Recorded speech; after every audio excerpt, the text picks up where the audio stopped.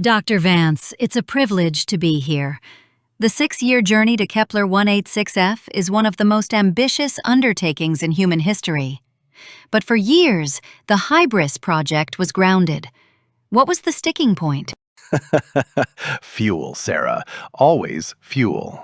The 6-year travel time, no matter how efficiently we design the propulsion, demands an impossible amount of propellant.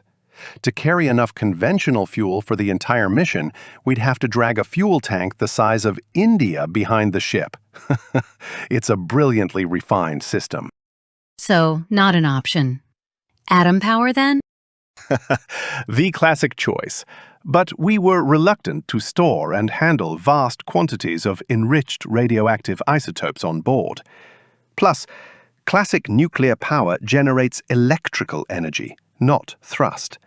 You need thrust to move a ship this size in space. Electrical power alone won't get you from A to B out there. And the solution? The legendary 42 Hybris engine. Where did the breakthrough come from? From my 8-year-old daughter. She was so inspired by my work that she gave a presentation on space for school. She got an A, by the way. When she came home, I looked at her notes, and there was the solution to our impossible problem. And what did her notes say?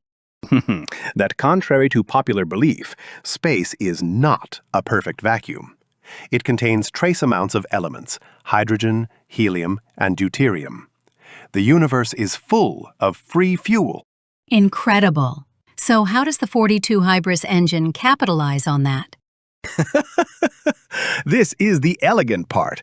The engine uses specially tuned powerful directional magnetic fields to scoop up atomic hydrogen. We feed that hydrogen into one of 3 fusion chambers. The resulting reaction releases immense energy and, crucially, incredible pressure. We use that pressure and the resulting exhaust gas as propulsion. But isn't the density of space too low for that to provide significant thrust?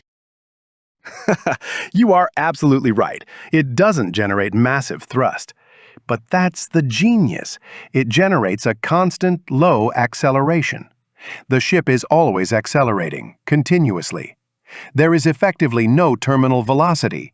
We just keep speeding up, and by the end of the journey, we reach a colossal travel velocity that allows us to bridge the immense distance to Kepler 186f. That is truly revolutionary.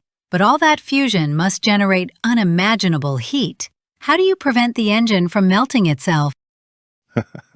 If we didn't take precautions, the heat would vaporize the engine instantly.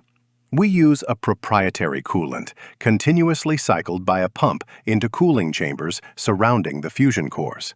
The coolant boils, superheats, and that superheated steam is then channeled to drive colossal steam turbines. This process generates 800 megawatts per generator. The system then recondenses the steam in a condenser and uses that pre-warmed water back in the cycle.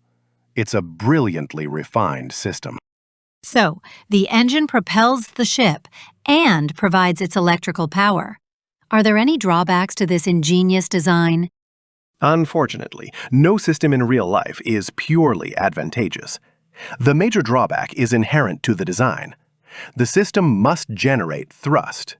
Without thrust, the ship cannot generate direct power to run all its massive systems. We have energy buffers, but they can be quickly depleted, and the Hybris's energy requirements will be immense. A quite significant limitation. A challenge, yes, but one we've overcome. We've installed colossal solar sails. They are so efficient that they can provide the necessary auxiliary power even without direct, intense sunlight, keeping all our critical systems operational when we need to decelerate or perform delicate maneuvers.